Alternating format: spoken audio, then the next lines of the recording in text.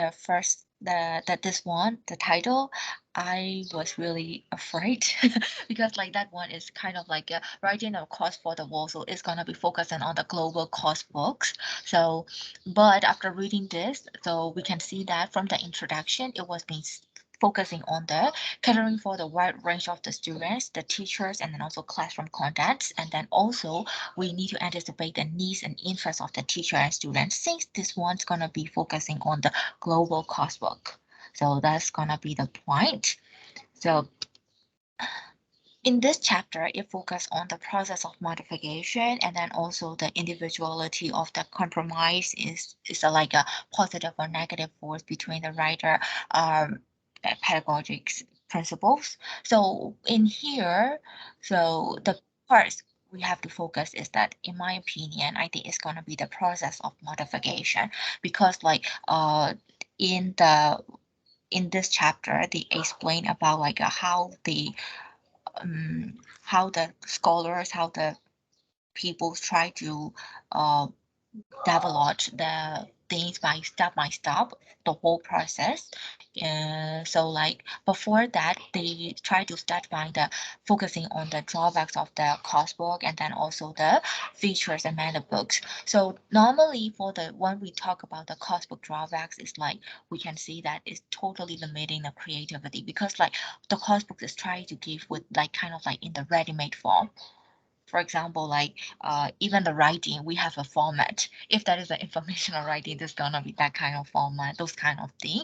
So in that kind of situation, it becomes really limiting.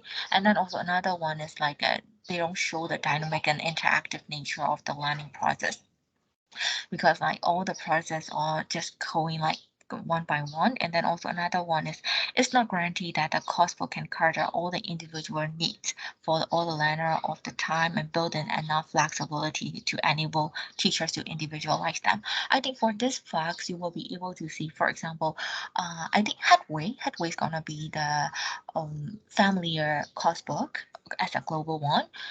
When we talk about the Headway, for example, uh, like kind of like elementary, we just know it right away. The very first one gonna be start with the like kind of like hello or introducing each other, and then the grammar in that chapter one is gonna be the verb to be for sure.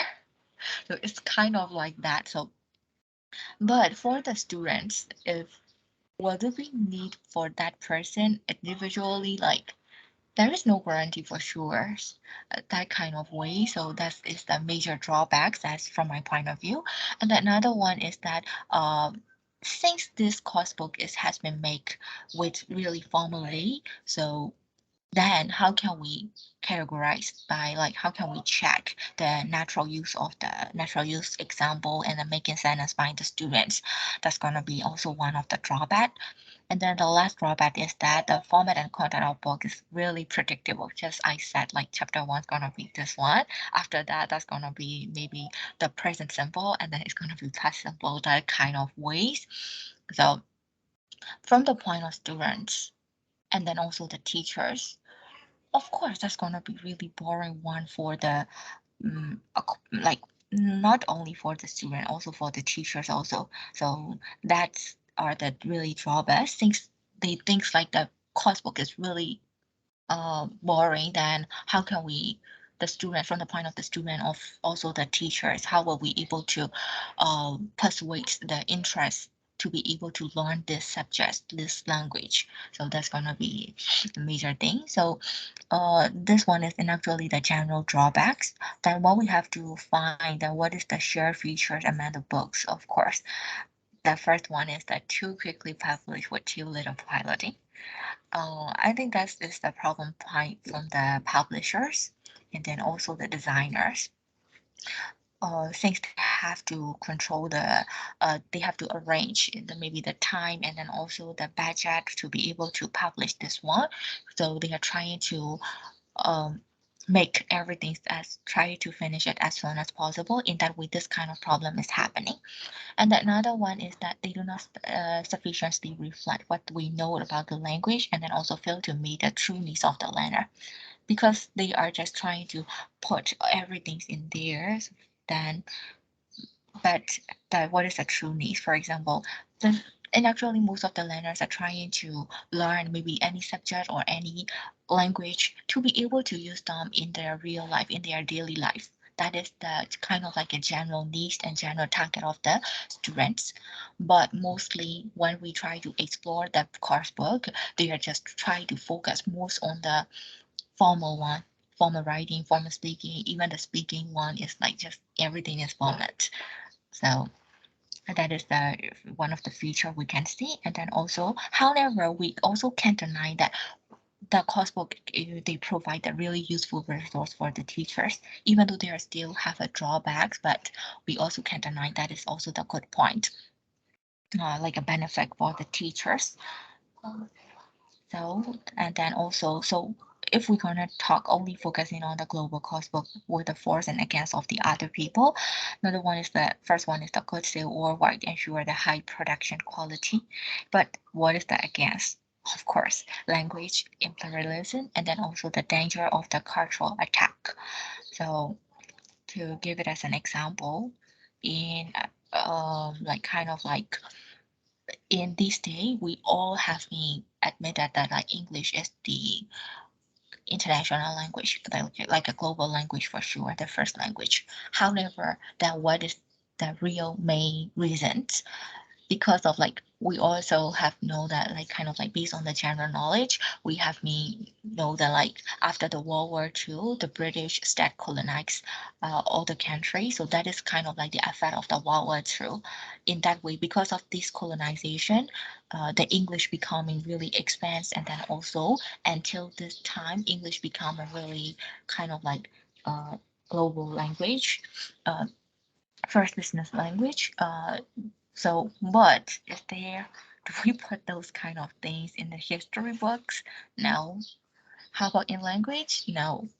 So it's gonna be kind of like totally against, and then also the danger of the attack also. But for the things is like, since we are focusing on the everyone's like all over the world, for the sales, it's gonna be, we can make sure that that's gonna be have a really good sale. But at the same time, we also can't avoid that when we try to use those kind of books. The one thing is that not all the classes around the world have the same facility. So based on the facility that the classroom can give, it can be the advantages, and then also there also can have a disadvantages.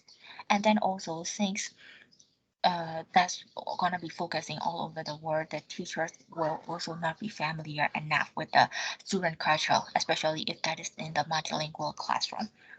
These are the two facts we need to focusing when we are when the classroom is trying to use the global coursebook, kind of like a headway or maybe the straightforwards, those kind of things. Then at the time we are trying to find then what is the notion of the compromise when we are trying to make a trying to write a coursework for the world, then we can't deny that the coursebooks are the tools which have their own life and meaning where there is a teacher present. We need the help of the teachers to be able to get then people might see like, then how about the self-study? Of course, self-study is also working in their own way. However, some of the part we still need the help of the teachers. That is the fact we can't deny for sure. And another thing is that materials of the coursework, the when we are trying to write it, it need to be the usable by the both teacher and students. If not like if they are not usable and they're like not useful, the publisher is gonna be lose their investment for sure. And another thing is that all the materials need to be targeted to the particular type of the student and particular type of the teaching situation, particular type of the teacher. The reason why this fact is included is I think that's gonna be one of the reasons why, for example, some are trying to put like elementary, and then we're just trying to teach everyone. And actually, most of the things in there is like mostly focusing on the business English, or is that trying to focus in on the general English? Those kind of things also need to be targeted. If not, it won't be able to meet with the student needs.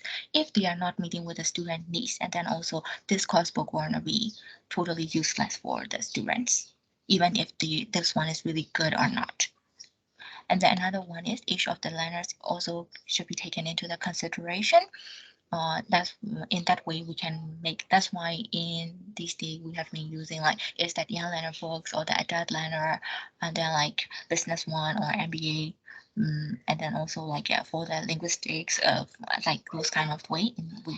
We still need to compromise those things.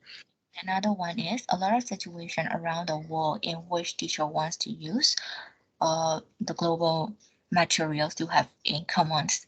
So because like we need to teach in the co-educational institution, and to be able to use that, we need to have in commons. In that way, all the teachers will be able to find out will be able to have the students. So that is the point. Then also that is the notion of the compromise for the books, but also we also need to have a compromisation from the publisher. That is that some material have not been used, but also the potential user want to use the publisher publish the material. So the one I said halfway, I think that is not only for the halfway, also the straightforward also. And actually it's nothing, just still the same addiction. However, the publisher need to still publish because like we really need it, and then also that is helpful for the students. And then also another one is for the designer. Of course, it's like it needs to be.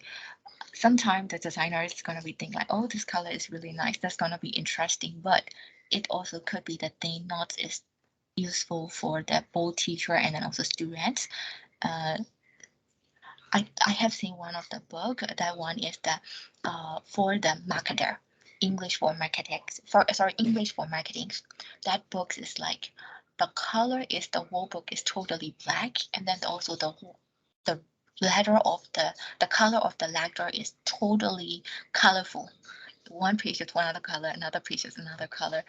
Okay, so from the point of the designer, it might be the interesting one and then also attractive one, but for the teacher and then also for the student, it's really annoying, to be honest.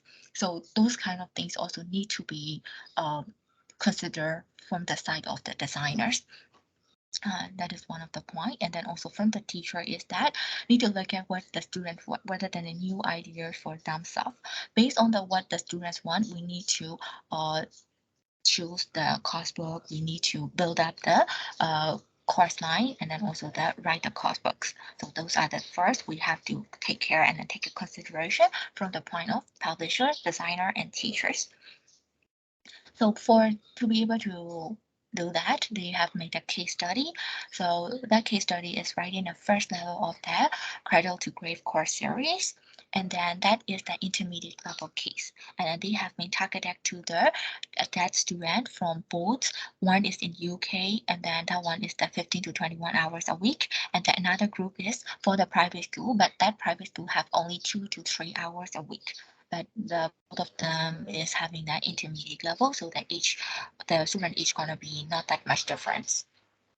So based on the studies, by using this, what we have been make and what they have made as an assumption is that teacher would have experience in communicative activities, and then like working with the text to develop the reading and listening skill, and then also will be able to use the book flexibly. That is one of the assumption.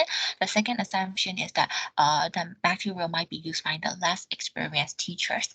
So with that assumption, we have made it, and then also what is the compromise we have made is that 25 hours a week in UK, and then also 22 to 3 hours is like that one is like we can see the second one is in the non-native speaker environment. And then also another one is monolingual situation is differ in the cultural, since that first one is in UK, native speaker country, and another one is the non-native speaker country. And another one is the material is used by the less, and then also like we can also see like since they are from the different country, the way the teachers has been trained will be also different. And another one is that the material will be taught to some teachers, some learners, and then like to learn to identify the cultural context of the materials. And then another one is the aims is like to produce the material which could be used flexibly. It was likely the language syllabus study before the course. So for this one is like they have been think for the compromise and then also exception for that case study. So we can see that those two have a totally different and distinct facts. So by trying to negotiate the facts that has been different, they have been made a set of the key principle. The first one is the flexibility. The teacher should be able to like kind of like put down a supplement and then also the be able to put more activities based on the book, based on the course book. So the thing is that the first thing is the teacher will be able to have a flexibility. The second one is that from text to the language. In the books, it's like in the writing one, we're going to provide the text, only text like containing the example. So for that one to be able to make them into the language from the side of the students is that the text need to be the really kind of like familiar with the students, and then also it also need to have a really construct text from the point of the author also.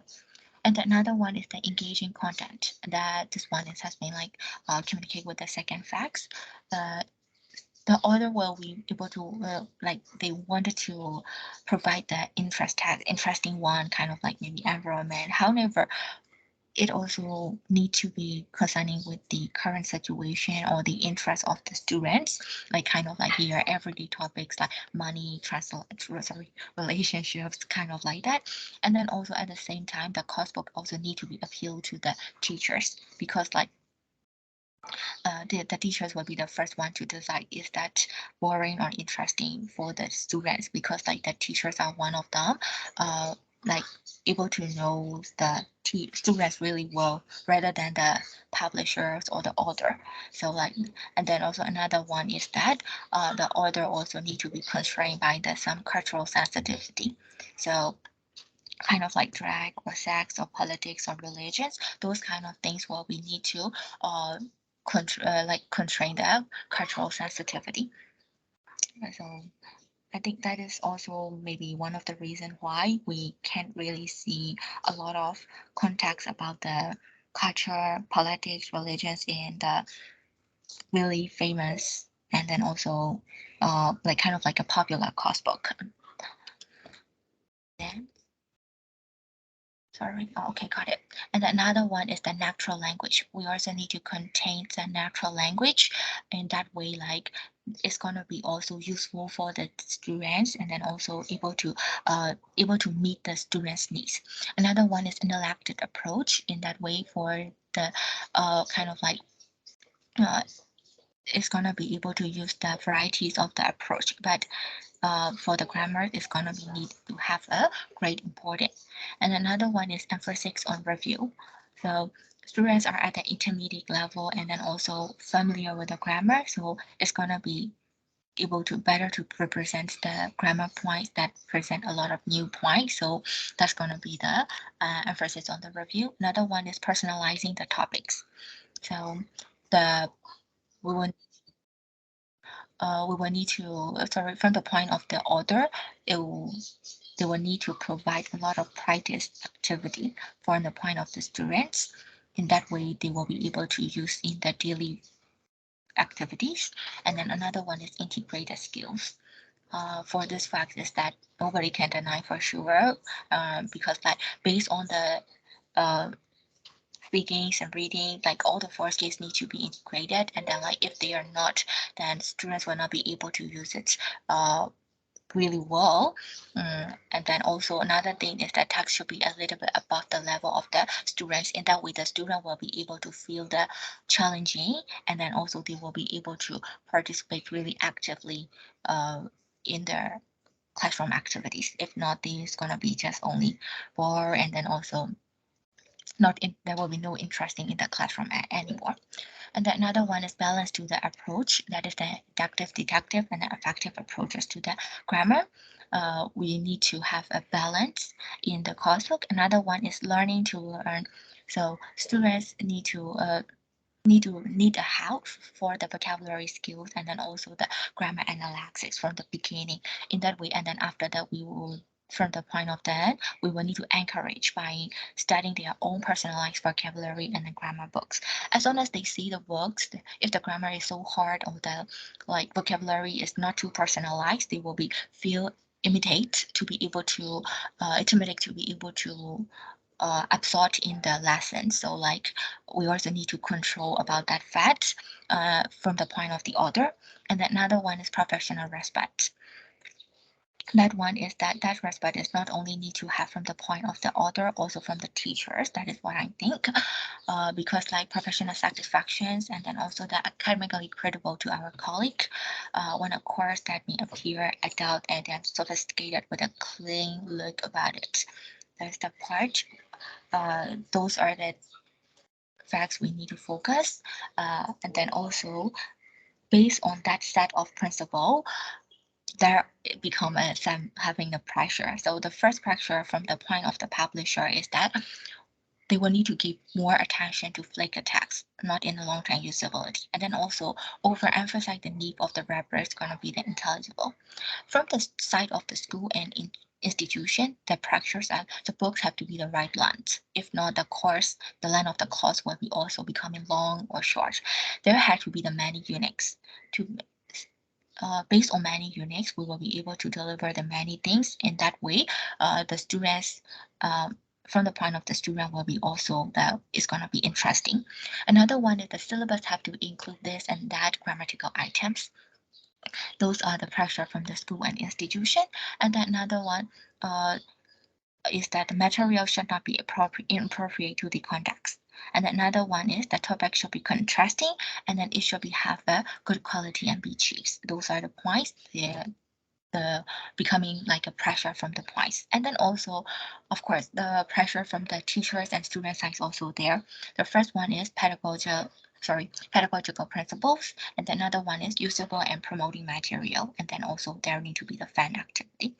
The pressure from the student side is material should be enjoyable, and then also should have something for them to learn. And another one is the comprehensible and then also the new language. These are the pressure from the different sides. So the overall structure for the writing the coursebook is that the material ended up being less flexibly organized than we would have been like. And then another one is an elective approach to grammar is not appreciated in some part of the world, though we also need to take care about that. And then from the point of the methodology, sometimes the author will fail to present enough for the authentic material, like kind of like intermediate. In here, they have been focusing on intermediate because the case study is focusing on intermediate.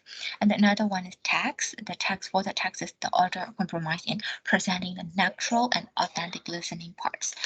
Because the listening is going to be the first part the students will need to be able to produce the speaking and writing. And then also contact, it was impossible to please everyone, even if the author compromised and did not present full subjects. That is also the one of the structure we have to consider. And another one is piloting, proved to be a good training for writers, rely more on own experience and the experience of the advisor. So those are the things we need to focus in based on the overall structures. So the conclusion is that compromise is not only inevitable and then also it probably beneficial.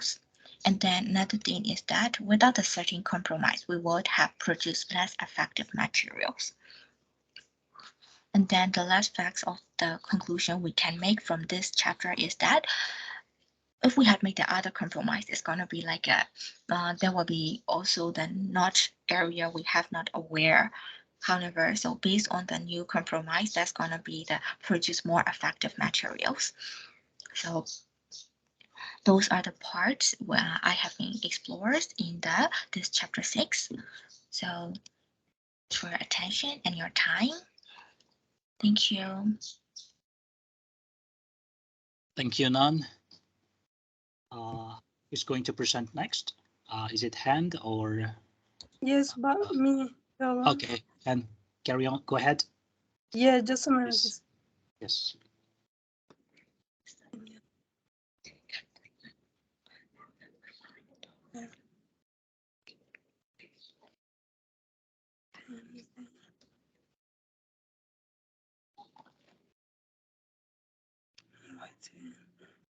Yes. Okay. Okay, can you see my screen? Yes. Okay. Yes, it's visible. Yes, okay, just a minute. Okay, so I'm going to, inshallah, to present chapter 7, Materials Development and Language Teaching by Brian Tumlinsun.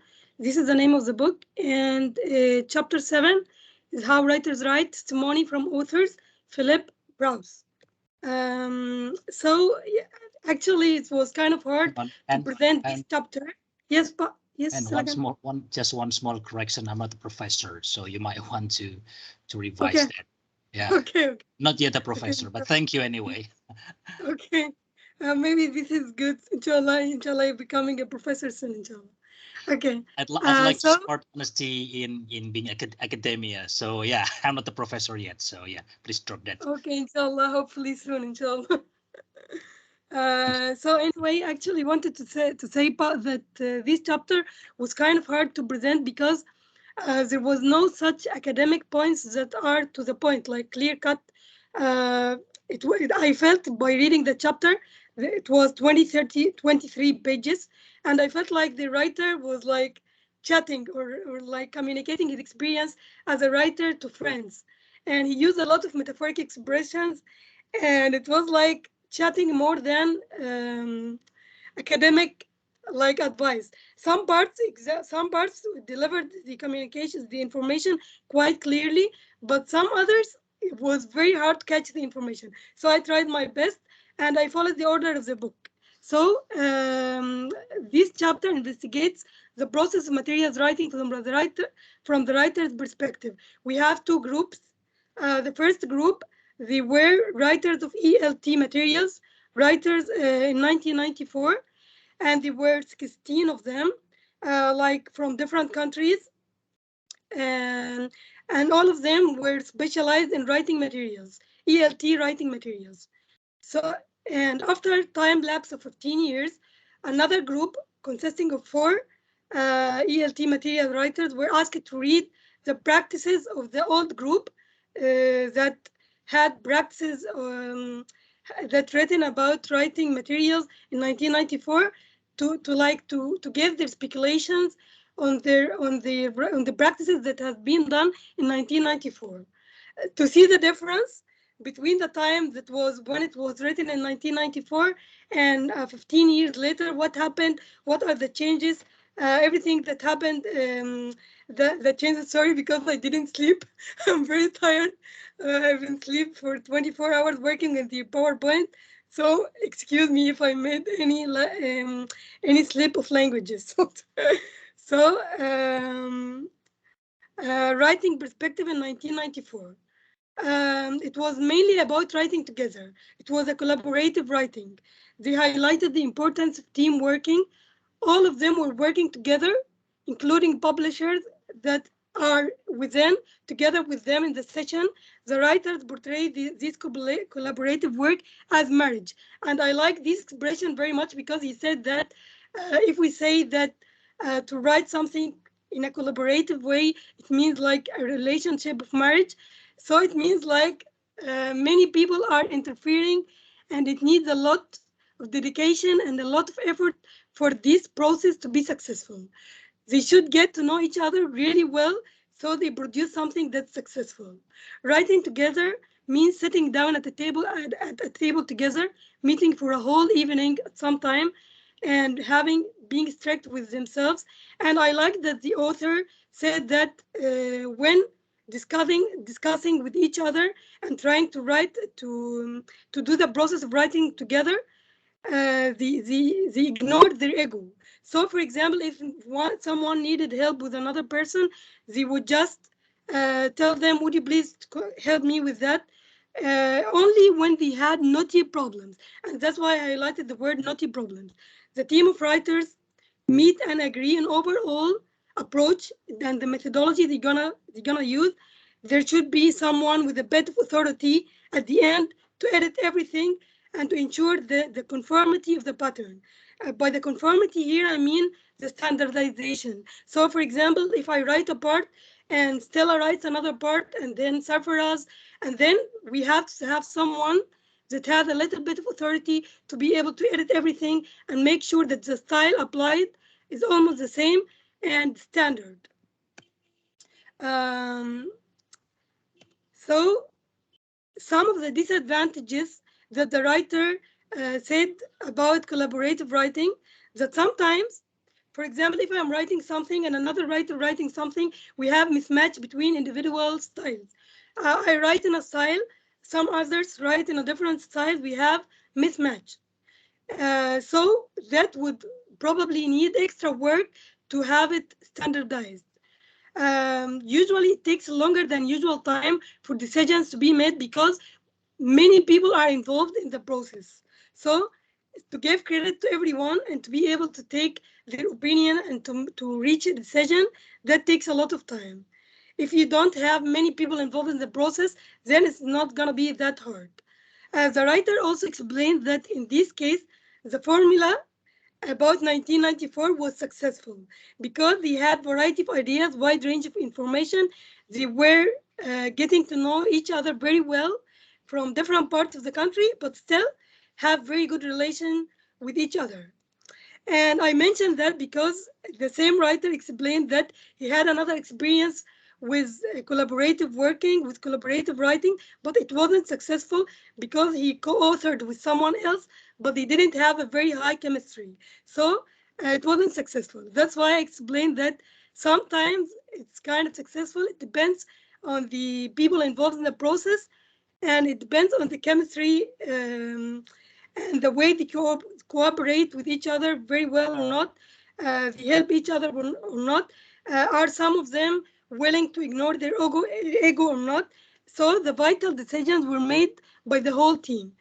Like, for example, if we are going to design a syllabus or writing a course book, then topics are going to be covered, balance of skills, all the skills supposed to be covered or included, vocab, grammar, culture, civilization inputs, by setting deadlines, following on the process, and of course we have the publishers are going to have part in that later. This is generally, then in later parts of the presentation it's going to be included, introduced in detail. So the writer said that the mode of working, when they were working together in the process of writing, they agreed in a mode. There was a mode that was agreed by all the writers, and by the way, they were 16. I'm still talking about the 1994 practices that's gonna be analyzed later by the writers 15 years later. And I find the idea very interesting because it shows a lot of differences.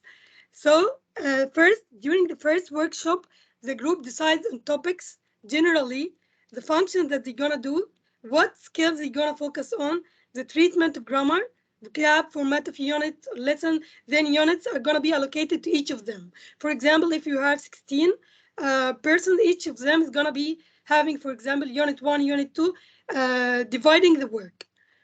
Number 2, writers go back to their hometown and divide units accordingly. They send them to the project coordinator for checking and reviewing them. Then the consultants get them, suggest some parts to be added or some parts to be cut.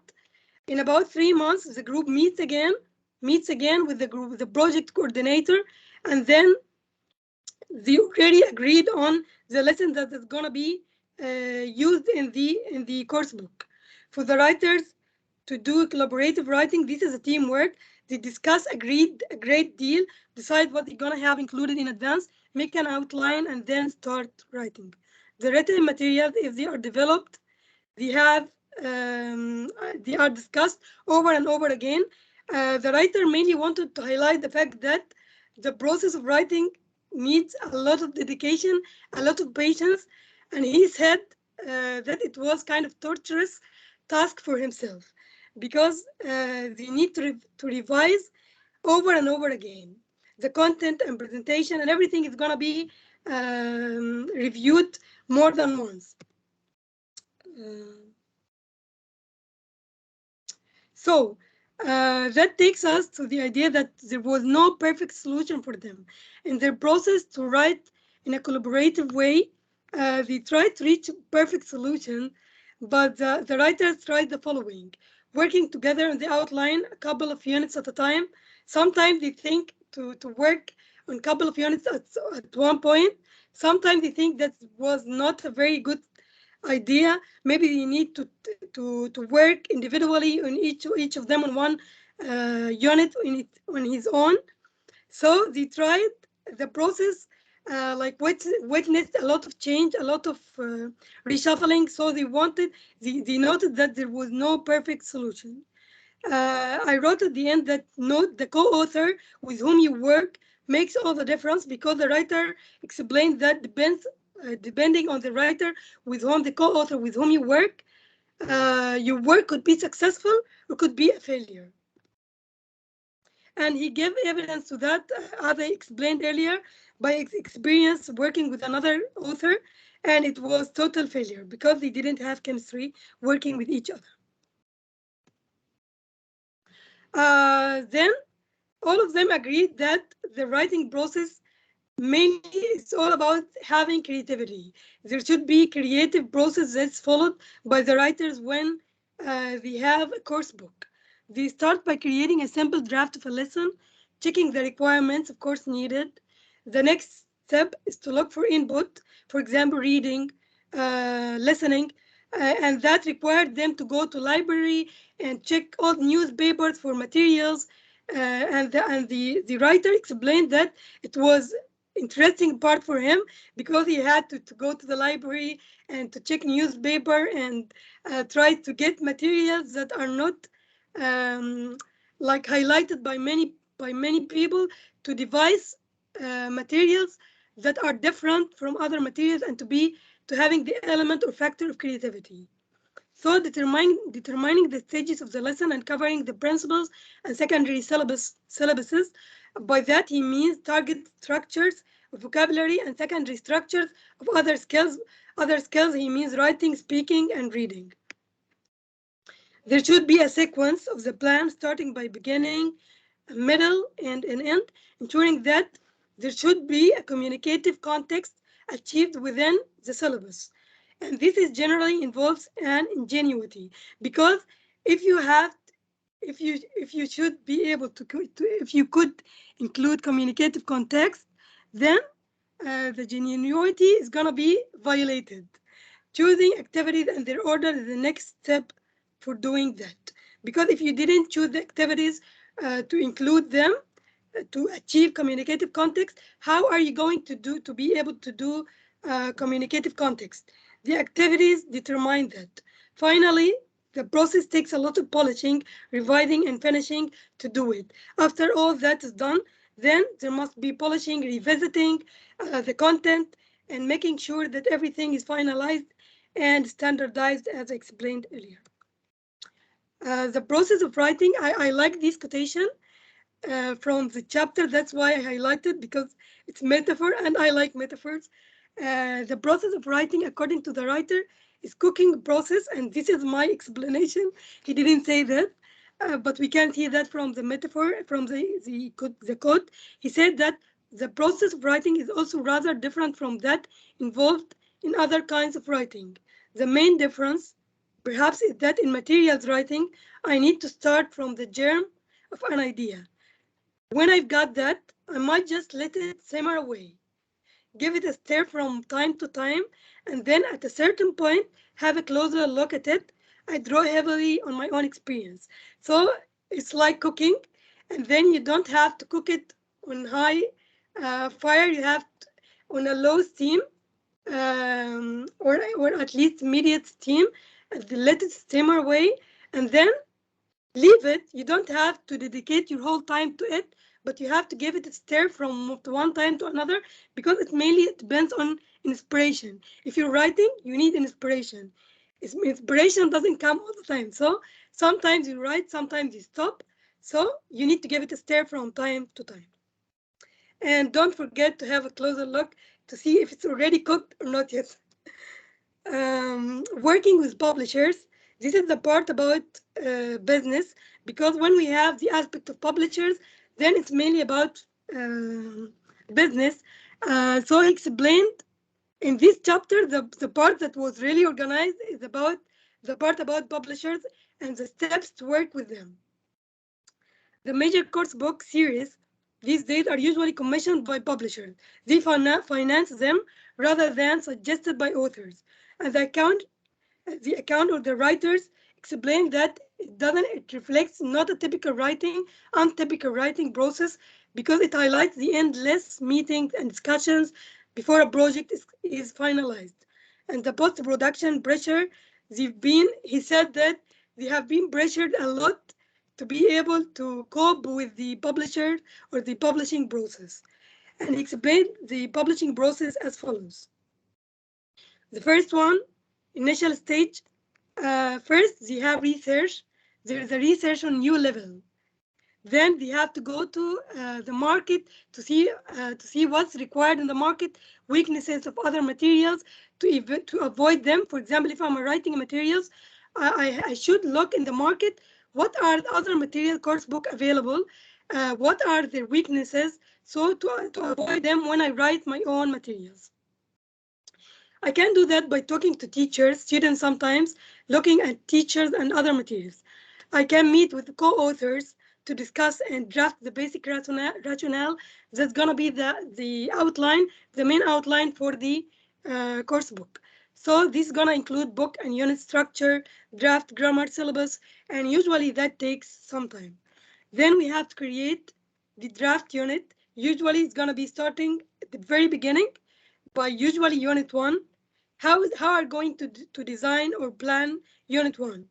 Then we do it all together, divide it. How it's gonna be a lot of padding to and fro. Then it needs a lot of discussion. Some parts are taken out, some parts are added. It's done on computer and fax backwards, forwards for comments. Editors are not involved in this part. Then we are able. This is at the very first stage to submit the rationale or the draft. Propose the grammar syllabus. All these are still the first draft. Maybe we also can send it to readers to ask them for a wider vision. What do you think? Do you think if that was part of materials, is it going to be successful in the market? Is it going to be to take opinions of readers? Then we have second draft. Meanwhile, the writer. Meanwhile, we wait for submitting the rationale. The writer and co-author build up ideas and syllabus, vocabulary, writing, exercises that they're going to add. Try to find some authentic materials, text with the feel that can be used or adapted in their materials. This is usually done separately. For example, I co-author with another person, then I entitle them to work on some parts and I work on some other parts. Then we discuss or coordinate it together. There is often a meeting with the designer and art editor. So here we start inserting the designer and art editor at this stage to discuss the design of the book generally, but not in deeper levels because they're gonna have their roles later on. When reports come back on draft units and the opinions of the readers and the rationale, if it's submitted or not, is it okay or not, then we start moving to the next phase, which is second draft. Second draft, then at first draft, no need to worry about writing to the page detailed recordings, keys. In this part, we need to focus more on the feedback given by the publishers when we have bigger discussions with them, when changes in content and the philosophy that's going to be applied for sure.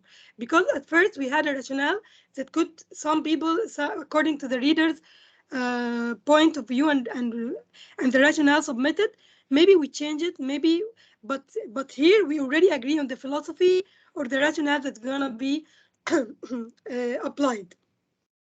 The publisher and editors are getting involved in research visits to schools. So the publishers do not just get the ideas or opinions of some readers. They go to schools, and because the topic and the chapter mainly is about United Kingdom, they went to visit some schools in the United Kingdom and abroad to find out what the market really wants. And is that what they're going to apply or provide in their materials or not? to make sure that it's going to be a successful project, because it's also including the part about financing as well.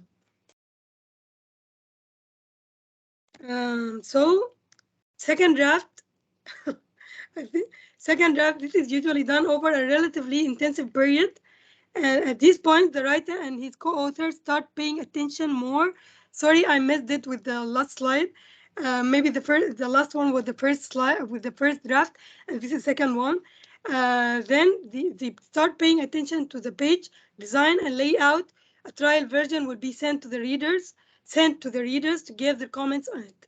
The writer and his co-author at this stage start getting in touch with the person in charge of writing the workbook and teacher's book, because they're gonna be persons in charge of writing them. The third draft is usually done in a very limited time. At this point, the publishing team is very involved while working on the finishing unit. As we explained, the publishing team was not involved in the last phases and former phases, as really involved in this phase, because they start working on finishing units. They're gonna have like whatever is gonna be edited. They already know how it's gonna be finalized. The design of the unit is gonna be like. So the revisions are already accepted. The feedback from the readers in the second draft are already received as well. So, and they had visited some schools and had checked the market opinions. So they already have a clear vision. So finally, it's not the end of the presentation, but the part about publishing. After finishing the writing process, after that, they already finished everything, but for almost 6 months, there's an ongoing process of follow-up, because after being released, the material is already released, but some parts with design needs to be fixed, some needs to be cut, some needs to be added, some rubrics need to be added as well, or fixed or modified. The writer refers to this phase as the most stressing time. He suffered a lot during the process of writing, but he explained that this is a phase that was really hard for them. The writers always refer to the publishing team who is mainly in charge, including recording, artists and photographers. There are many other teams involved within the process that maybe me as a general reader, I never knew that the process of writing included all those factors. It's like a team that we never knew about their existence before. So we have audio tapes, artists, photographers, picture researchers, copyright clearers, and proofreaders. All of them are included to make sure that the materials are produced and are released in a good format. Two factors should be considered. First, marketing inputs set the criteria upon which the writers operate. For example, the marketing. How did the market react to the materials? Writing freelancing editors.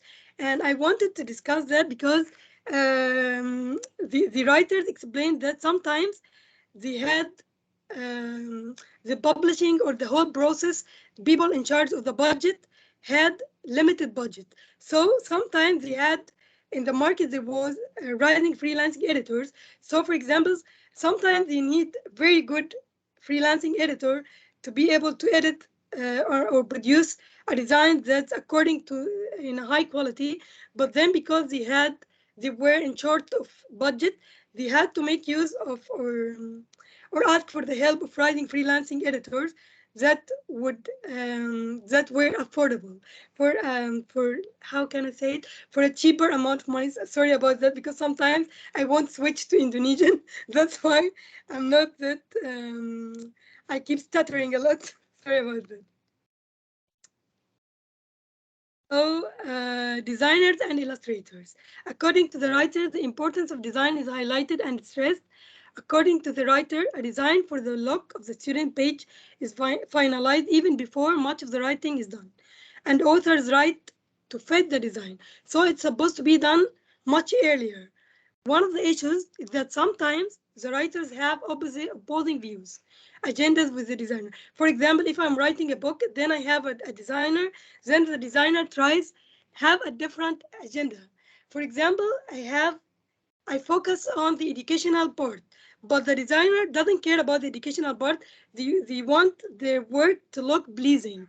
They want their work to look fascinating. So they just impose or enforce their agenda rather than the agenda of the writer themselves. But the writer made it clear that at least when discussing with the designer, they made it clear that some aspects should be considered and shouldn't be tolerated, like age, race, sex, ability, social class, and the people depicted in the illustrations made by the designer. One other issue is that designers sometimes operate on a very tight budget. As I explained, they will try and convince you that the illustration they are providing are very good. Maybe it's not that good, but they are trying to convince you that they are really good because they were hired for not enough money. Problems with the art briefs or illustrations. Maxim of illustrators. Anyone illustrator can either read or draw. It's almost similar to the previous point that explained.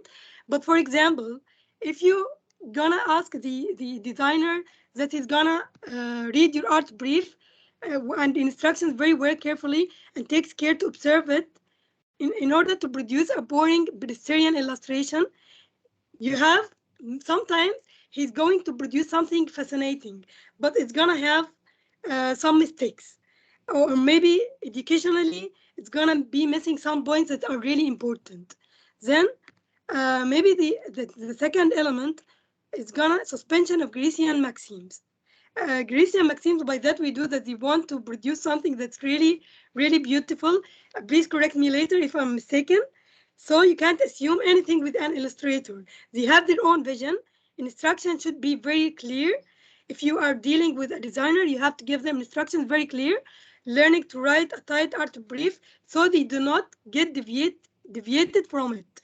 They have no other solution but to stick to the instruction that you already gave them, because they are like seduced or allured by the desire of designer to produce something that's pleasing and fascinating for everybody. So when you see it, you say, "Wow!"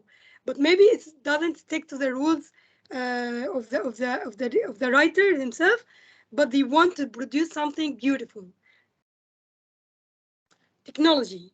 Everything was done manually by 1994 with no great designs. And the writer said, imagine that now, the group that were giving their speculation on the practices done in 1994, they said, we are working on our MacBooks, doing everything on our MacBooks, while in 1994, everything was done by pens, desks, and paper manually.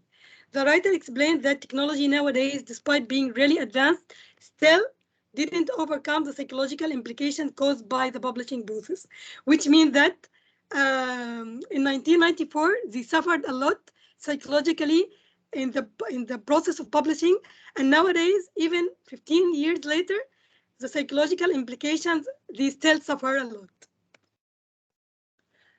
A time and a place to write.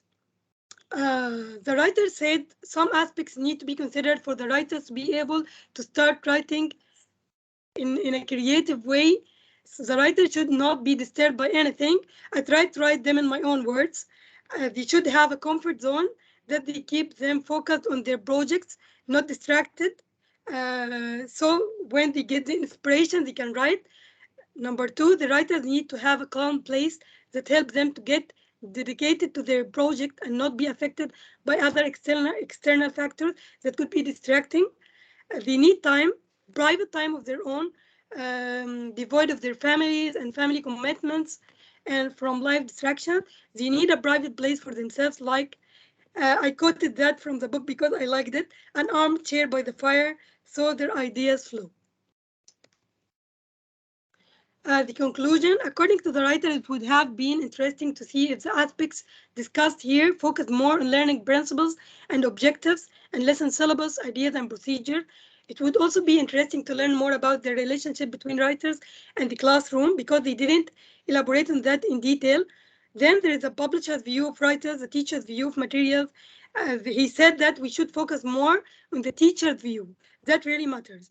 Then the first point, the writer hopes that the writers participating in the process of explaining the process of writing, they can collaborate with other writers to lead to more understanding between publishers and writers, because the writer thinks that there is still a gap between publishing process and writing process, because each of them have their priorities. Reflections. 15 years later, and don't worry, we are about to finish, inshallah. The influence of the market. This is the reflections given by the 4 writers that give their speculations about the practices that were practiced 15 years earlier. They said that the market, the influence of the market. When you write something, you should know that the market very well. You should not write for yourself. According to Maris 2003, when I first began to write commercial materials, I was subconsciously writing for clones of myself.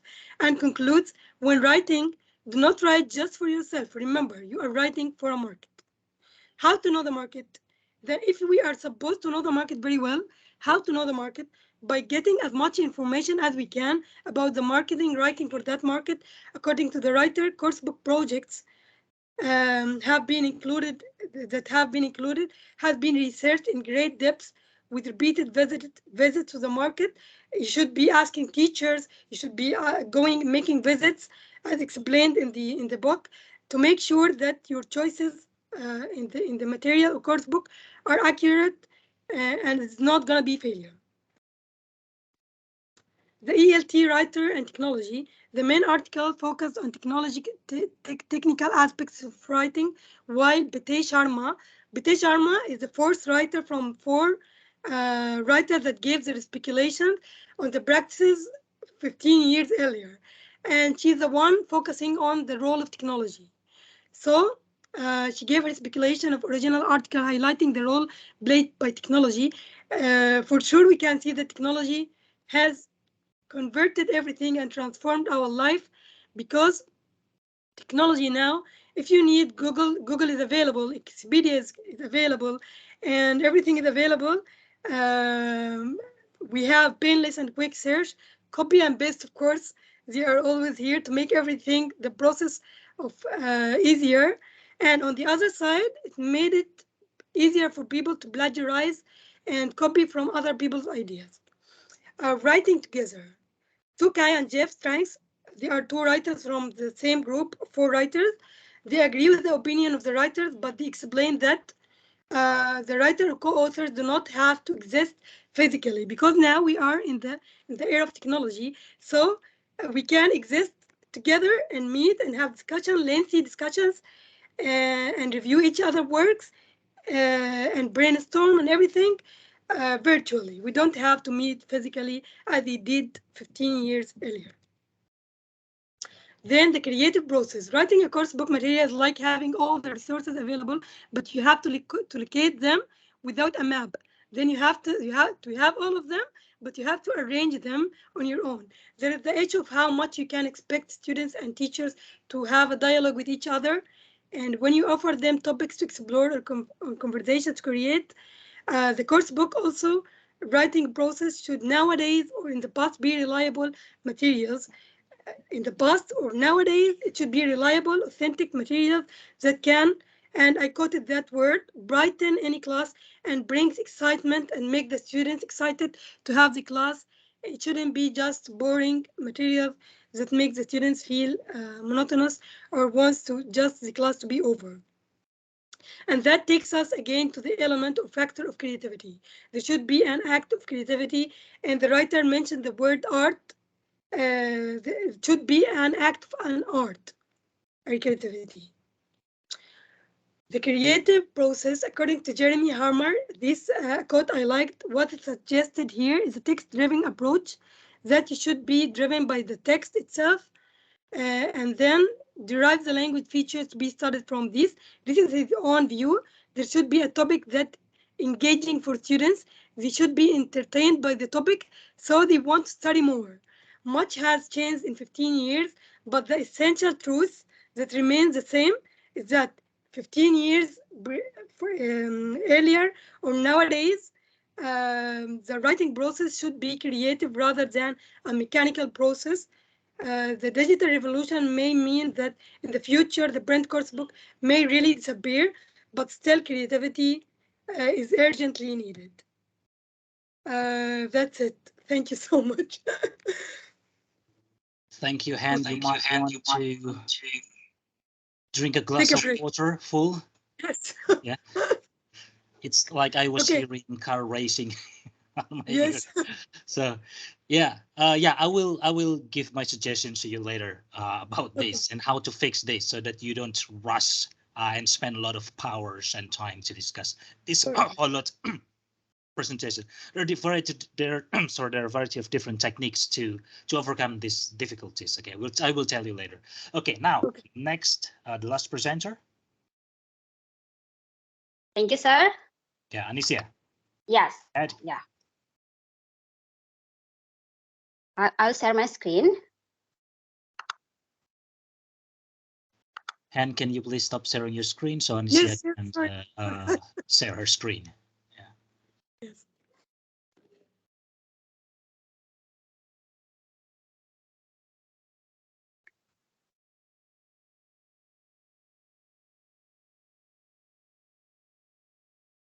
Okay, can everybody see my screen? Yes, I'm seeing your screen. Yes. Okay. Carry on. Okay. So good afternoon, Sir Prihantoro and friends. I'm Ifonda, and today I will present about the analysis of language teaching materials inside the Trojan horse by LITTLEJOHN. So at first, I mean, like, to begin this presentation, from the chapter, the author began by stating the ideas that back in the past, the teaching materials were so limited, and mainly it was from course book, and also it was so scripted and provides so little. While nowadays, or in the modern era, we have a rich palette of materials. It is not just from course book, but it can also from workshop, videos, and so on. Because of this development, rapidly development material, teaching materials, it is important to closely analyze materials, whether or not the content of materials and also the methodology is appropriate for a particular teaching and learning context. Therefore, we need to see what inside the Trojan horse. So the Trojan horse here is the term from Greek mythology.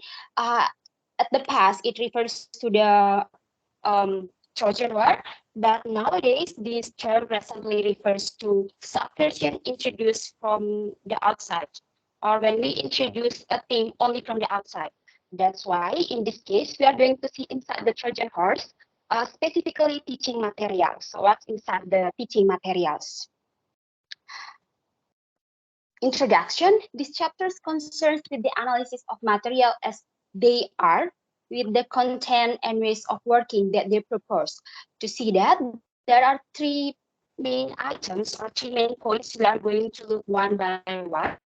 The first one is what aspect of materials should we examine? How can we examine the materials? And how can we relate the findings to our teaching context?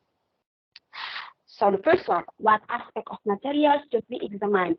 There are many aspects we can examine, but this chapter focuses on the pedagogic devices that is an aid to teaching and learning a foreign language. And in this point, there are two main points to examine the pedagogic devices, which are publication and design.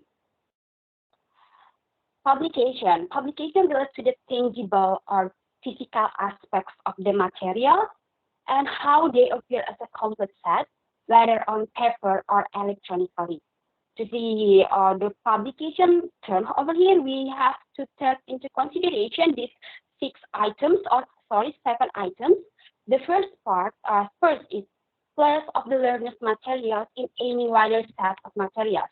This means that correlation between students' materials with another materials. For example, if in the student's course book or if in the student's book there's a list of questions, then the answer keys is in the answer keys are in the teacher's book. Or for example, another example is if the list of questions is required the students to listen to the audio so they can answer the questions. So this is overall the correlation or the interconnection between learners materials or learners book with other materials. The second published form of the learners material, what is the actual form of the material? Is it printed or not? Or is it printed or electronic? If it is printed, then it is in form of worksheet or bound book and so forth. For 3 and 4, the third and the fourth, subdivision of the learner's materials into sections and subdivision of the sections into subsections. So in the book, inside the materials or in the book, it should be clearly divided between sections or chapters and into sub-chapters or subsections. And number 5, continuity with the correlation between subsections to subsections or sections to sections. For example, if this chapter or this section talk about different content, and is it still correlate to the upcoming chapters or not? That's the meaning of continuity. And route and access, they are similar. So the route and the access to the material, it is usually in the form of the content list or keywords or index, hyperlinks, and so forth. Actually, that can help us to find the specific content we want to see in the book or in the material. The second, design relates to the thinking underlying of the materials, while publication in the tangible aspect, and design is more like the idea. Here, 8 items we must take into consideration. The first is aim. Also, what is the aim of this material? Is it for general English course or English for specific purpose or for specific skills or what else? So we have to know what the aim of the material. And principles of selection and principle of sequencing relates to language and content of the materials should be selected and sequenced. For example, by using particular syllabus or corpora. And participation who attend the learning process. Learner roles, what is the learner roles in the learning process or in the teaching process, and as well as what is teacher's roles. And the last one, the role of material as a whole. What's the role of material over here? Is it just for stimulation for students or teachers' creativity, or as a guideline? And point number 2, how can we examine the materials? We can examine it through analysis level. There are 3 levels. The first one, or level 1, is what is there? This is objective description. This is a statement of description. Statement of description is it relates to what is found within the materials. For example, the publication date or the intended audience, type of materials, and so on. While physical aspect of the materials is again the published form. Is it printed or electronic? If it is electronic, then it is in form of ebook or audiobook. And the main steps in the instructional sections, this about the chapters, dividing the chapter and subchapters, and also the road and access. For example, for clear picture, let's look at the figure 8.3. Okay, a second. Because the picture is in form of table and it covers literally a whole page, then I'll just show it from the book. Okay, wait a second, it's stuck. Okay, this is from figure 8.3. So this is, for example, the statement of description. We have the title over here, example, primary colors, published book, publisher, the author, the year. So what is literally written in the book, it's called as a statement of description. And also, okay. Whoa. Oh yeah. Sorry guys. Yeah, it's course package as a whole. Then we write it with what type of the book it is. Over here it is general and main course, used for upper elementary, intended audience, extended, design and layout, distribution, and so on. Yeah.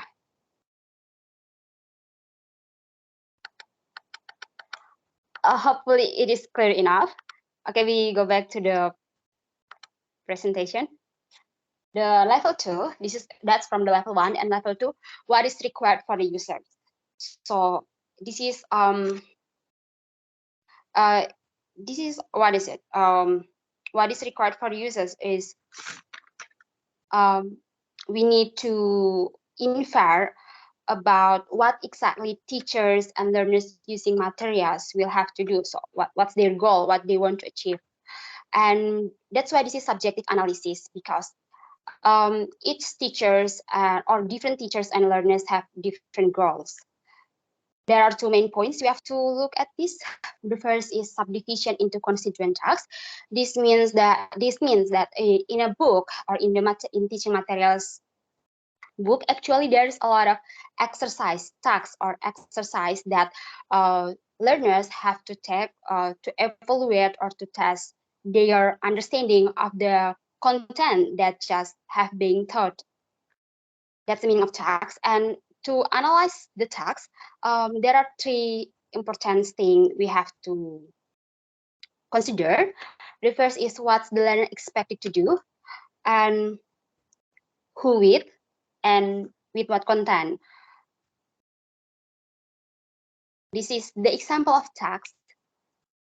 The first, there are two different instructions over here. The first, read the following text and find the answer to these questions. Write about similar experience that you have had. While the second, read the following text and find answer to this question. Check your answer with your neighbor. Tell your neighbor about similar experience that you have had. Write about it. So this is more like initiative response for example 1 and 2. While the difference is the example 1 is required individual work, while the second is required pair work. This is the continue from what is learner expected to do as from this, or what is learner expected to do, who with, and with what content. This is the further explanation. There are three, for each point, there are from each point, there are branches that we have to see. The first one is turn tag. So what is learner expected to do basically relates to the process which learners and teacher are to go. The process over here there are three types. First, turn tag, second, focus, and mental operation. Turn tag is the role in the classroom discourse that learners are expected to take. For example, from the tags, the instruction is required the students to produce scripted response or initiative response. That's the example of turn tag. And for the focus, it is whether the learners are asked to attend the meaning of the language or its form, or what. The meaning of the language is more like the meaning of the words, and the form is related to grammatical stuff, and or the both, meaning and form. And I'm sorry, mental operation. Mental operation refers to process of required that can be from repetition or deducing language rules. For example, the passive rules is subject, auxiliary, verb 3, and object. So we memorize the rule, or by hypothesizing and negotiating, which is we are guessing the answer. And the second, who with, is it alone or with group? or with the whole class, so the participants. And also the third, with what content. This is there are two, input and output, but um, input and output have to be similar, since output is expected from input. And input to learners, there are 3 points. First, form. So in what form the input is, it is written or it is spoken. And the source, from what source, it is from teachers or the learners find it themselves from internet or other sources. And also the nature of the content. For example, it is a grammar explanation or general knowledge or what. And the same for the output. For clear picture of this, we are going to look at the figure 8.7. Yes, this is this is for example, unit 5A and unit 5D. This is the tasks, and each unit there are 9 questions and 8 questions. So for example, here, what is learner expected to do? The first turn tag, is it initiated response or script response or not required? From unit 5A, first question, the response is not required. While in number 2, the response should be scripted, and it goes similar to the rest. Okay, and level 3, the last level, what is implied? This is subjective reference. So from level 1 and level 2, we can draw the overall aims and the overall aims of the principle, and selecting and sequencing both the text and the content. And also we can also come to the conclusion of the teachers and learners roles, and also see the role of material as a whole in facilitating language teaching. For example, either it is from to guide the classroom work or to stimulate teachers or learners' creativity ideas. That's from level 3. And the last point, how can we make use of the findings from the analysis? Well, from the findings, we can use it for this. Analyzing materials may benefit for the first materials evaluation. So it can to evaluate the materials used in specific content, whether it is meet the goals or not. And materials designer, the designer can think and rethink about the design of the materials.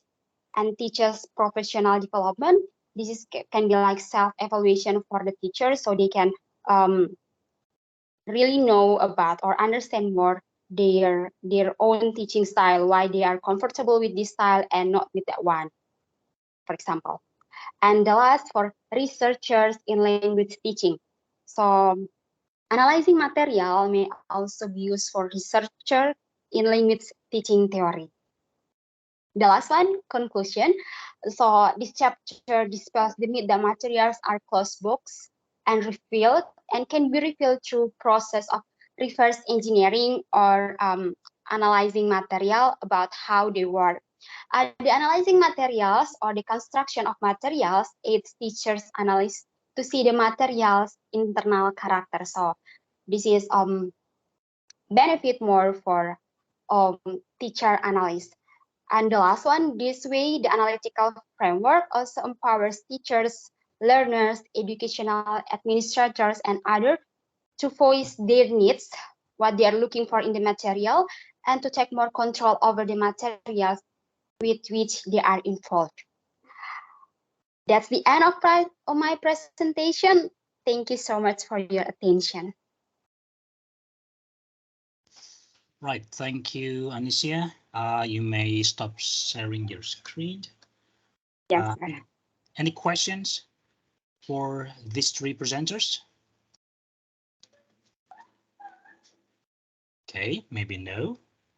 Right, so I'm going to give you my generic impression of these three authors. I think these three authors did quite well in the beginning by telling the audience the general impressions they have when immediately when starting the presentation. So this is quite important so that the audience will understand like the generic idea in the paper that they are going to present.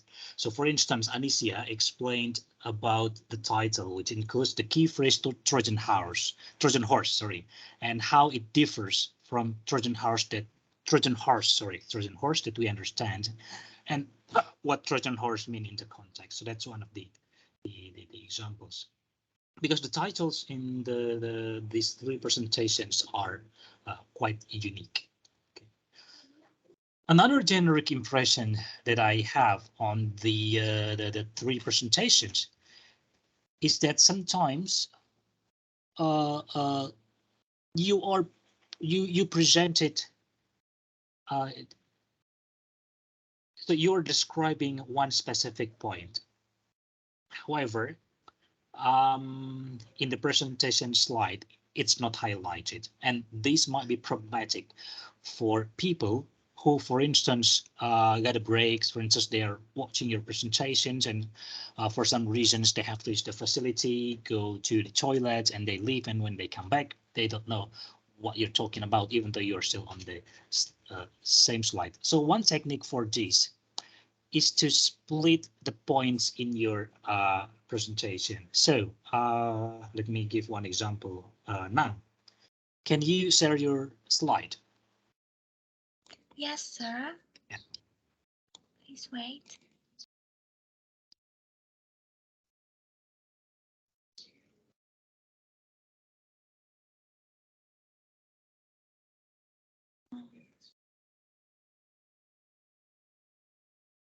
Here it is. Can you see that, sir? Yeah, put it on slideshow. Oh, yes. And go to the second slide, just the second slide, perhaps. This this is the first. Yeah, this one. Okay. Right. So, for instance, we have only 2 bullet points. But imagine when you have like 5 bullet points. So this is not only for you, Nan, but also for the presenters. Yeah. And when you are explaining something, sometimes people do not concentrate, so they don't know which point that you are explaining. So it might be a better idea just to display one bullet point as you speak. For instance, Nan, when you are explaining catering for a wide range of students, teacher, and classroom contents, do not display the next bullet points yet. Yes, sir. So when you go to the next slide, or we use animation or other technical details, when you talk about the second bullet point, the audience will know that, oh, so he's talking about the last one, the last bullet point. So the first 2 or the first 3 bullet points have been discussed. So now I just need to concentrate to the last bullet point. Okay. Another way is like giving highlight using animation. Okay. So this applies to all presenters.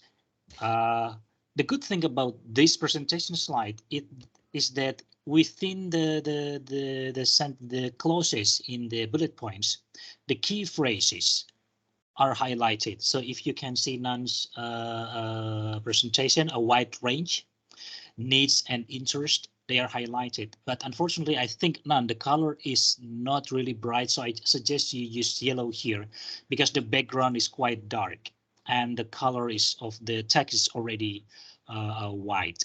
Okay. Yes, sir. And then a suggestion for particularly for Hend. So Hend, your presentation seems to be like you're putting whole sentences, a lot of sentences in just one slide, and putting a lot of stuff like that tend to put us on pressure that we have to finish reading all of these sentences in a slide, and that make you rush. Okay. Yes. You did a good job actually by giving examples outside the book, and that indicates that you understand what you're talking about. And this applies to all presenters today. I think all presenters today, to some extent, manage to take examples from outside the book and relate that to the point. But Hend, what you need to do in cases like this, just write the key phrases. Do not write full sentences. Okay. So when you do that, there is a duplication. First, you read the sentences from the book, and then you give your own examples. And sometimes you just need to choose one if the time is not enough. So just use, I think in this case, just use your own examples. First, it shows that you understand. Second, it might be easier to digest for the audience. So sometimes examples given from the book are quite difficult. It takes some time to understand, but sometimes presenters have simpler examples that can be that is more straightforward and can be understood more easily by the audience. Okay, so that's taking examples from outside the paper or the book that you are presenting is something that I really value. Okay, so Nan, I think you mentioned about another course book in addition to Headway and English File. Was it intercourse or was it not intercourse or interface, or what was the title of the book that you mentioned? I mentioned about the another two books. The first one is the English for Marketing, and then also another one is the wait, I forgot it again. I think English Mechanics, no? Mechanics? Yes. Yes, and then if I remember it correctly. Straightforward, yes, sir, straightforward. Yeah. So that's a good example because one aim at general English and one aim at English for specific purposes. Yes. Okay, so good job on that. Yes. And now a question for you. I think one point that you need to emphasize, because this might be unfamiliar to the audience, is the elements that you presented, which comes from page 140. I can't recall on which slide, but it talks about functional syllabus and grammatical syllabus.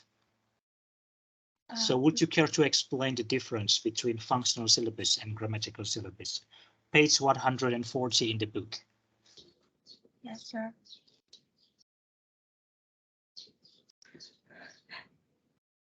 I think you missed this, but this is actually a crucial point because it shows how a book can be successful and can be considered new, quote unquote, even though the content is still the same.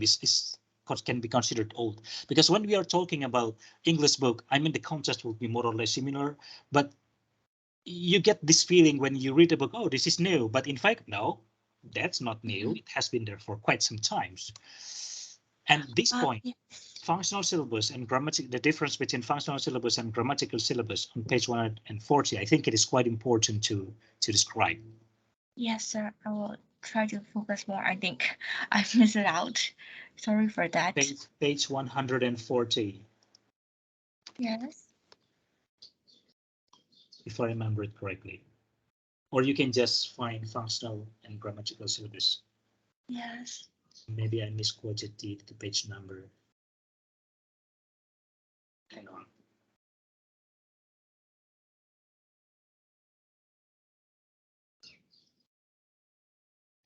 Can you find it, Nan?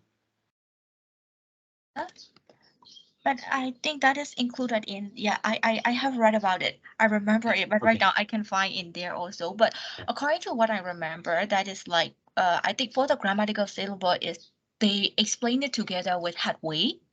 That is what I remember.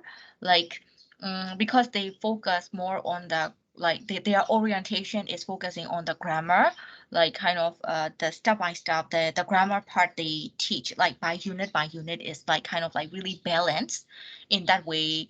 I think that's why they consider this one as a like kind of like maybe something about the Headway, like kind of like maybe significant things or what, I forgot which word that they used though, but I think they highlight that as a part of the Headway though. But for me, it's like the reason why I didn't put it in the slide is in the notion of the compromise. I put like that one is the part of the example of the compromise in the publisher. So by putting the Headway as an example, that's why I didn't put it as a maybe one slide. That's why. Okay, thank you for the explanation. So the key point is that Headway, no, highway, or Yes. I think headway. Yeah. So headway use grammatical syllabus instead of functional syllabus, and Yes. readers consider that as a new. So they feel that the book is new, whether I mean like functional grammatical syllabus has been there for quite some times. And for information, grammatical the functional syllabus is like when you design a chapter or a section, like how to order a meal, how to introduce yourself, how to build academic report, how to give a lecture, and so on and so forth. While grammatical syllabus is related to the grammatical structures like finite sentence, infinitive form, difference between present tense and past tense, etc. Okay, and by displaying this grammatical syllabus, people think that this is something new. Okay, so that's what I want to emphasize. So sometimes you can go back to old information and wrap them differently, so that people will consider that as something new. Okay, yeah, that's just an information. Yes. And what else? I have some other criticisms actually. Yes.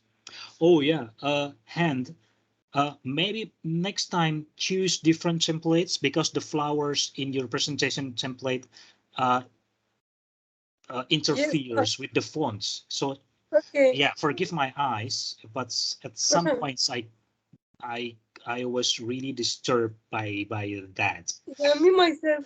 Yeah, Yeah, maybe it's actually, just, I I'm don't know. very good. I have very bad artistic feeling, artistic taste. Yes. Yeah, and Han, would you care to elaborate the difference of macros and micros? I think this is on page 155. So Yeah, actually, I basically, didn't.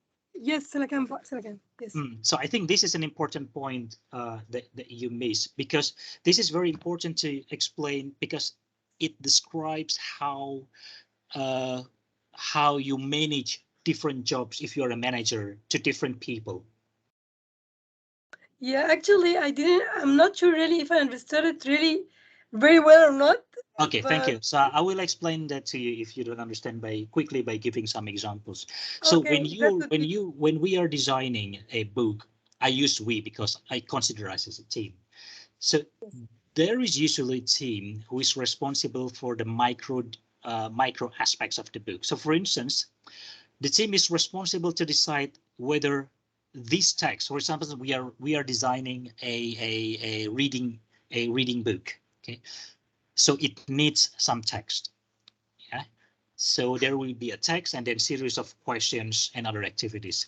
So one team described for the macro aspect. So this team only responsible to decide, for instance, if the text is too difficult or too easy for the section or for the topic. Okay, so they are not responsible for designing the activities. Well, the other team who is responsible, whose members are responsible for the micro level, so they design the activities. So they don't seek the text. The text have been provided, and it's not their responsibility to change the text, to assess that this is too difficult or too easy or just appropriate. Okay, so they design the activities, let's say dividing text into several parts, randomize the paragraph and asking the students to rearrange the paragraph, creating a closed quiz, etc. So yeah, I can go into further details, but those two examples are quite straightforward, I think, to distinguish the macros and the micros. I hope I'm making myself clear with yes, these yes. But small thank you so much. examples. Actually, I wasn't clear myself. I wasn't sure myself that I understood them right or wrong. Thank you for explaining, because now I understand. Yeah. So there are still Yeah, actually a lot actually, of. I forgot to clarify. I wanted to ask you about it, but I forgot really. Thank you No, so it's much. it's it's okay. Maybe next time write down the question first, and even you can send me before the meeting. Yes, That would be thank you so much. very useful. But I do understand, because Hans paper, the paper that Han was presenting is a bit different from other paper. So it's not really well structured, and it contains a lot of comments, like personal comments about what people actually think about this. And it is written on 2 different time frames. So you can see that at the end, so you can see Hand's slide when it says conclusion, but that's not really a conclusion. And then Hand said, okay, we're almost there, inshallah. And then Yes. Hand came with another slide like 15 years later. So this is actually an Like a interesting novel. stuff. Yeah, that you need to put forward in the first time Hand. So the structure of this paper is like this. But you then decide to follow the structure of the paper. That is good, but I think it's better to inform this ahead of time to the audience.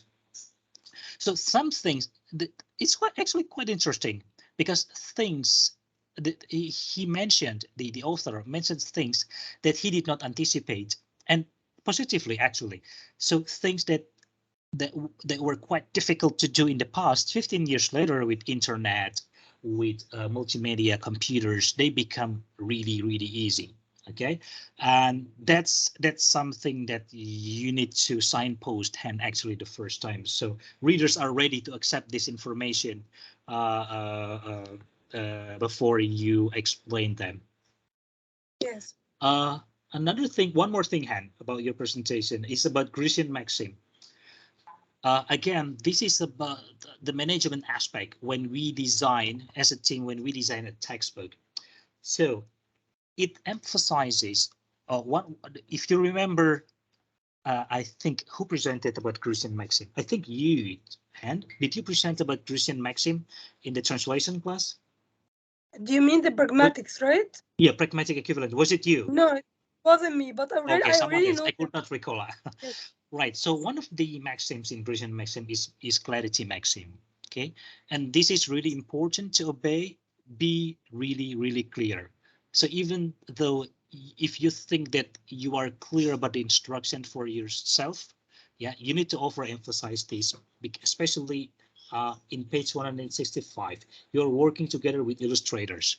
So when we design a book, sometimes we need some illustration in the form of pictures, of graphics. You need to communicate this to the illustrators in clear details, because in most cases they don't know what they are that they are going to illustrate about. Yeah, so you just need to give them clear instructions, like put these colors, use this size, do not do this, do not do that, and so on and so forth. Yeah. Yes. And this is very, very common, because not many material developers have the skills, have illustrative skills. Okay. Yeah. Okay. And Anicia, actually, I lost you at some points. You were breaking at some points.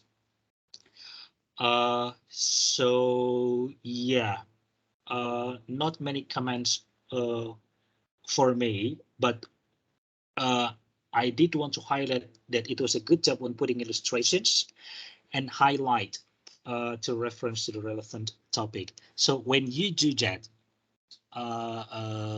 so when you're describing more than 1 point, so you were describing more than 1 points, I think up to sometimes 7 or 8.